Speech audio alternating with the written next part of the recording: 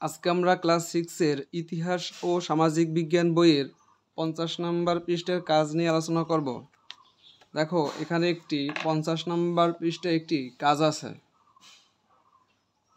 এখানে বলা হয়েছে একদিন আগের ঘটনা এখানে লিখতে হবে, এক সপ্তাহের আগের ঘটনা এখানে লিখতে হবে, এক বছর আগের ঘটনা এখানে লিখতে হবে। দেখো, এই কাজটি আমরা কিভাবে করব। একদিন আগের ঘটনা তোমরা যে কোনো কিছু লিখতে পারো। গতকাল আমার বোনের বিয়ে হয়েছে, তোমরা যে কোনো একটা কিছু লিখতে পারো। এক সপ্তাহের আগের ঘটনা, গত সপ্তাহে আমরা কক্সবাজার সমুদ্র সৈকতে ভ্রমণে গিয়েছিলাম। তারপর এক বছর আগের ঘটনা, গত বছর আমার দাদু মারা গেছে।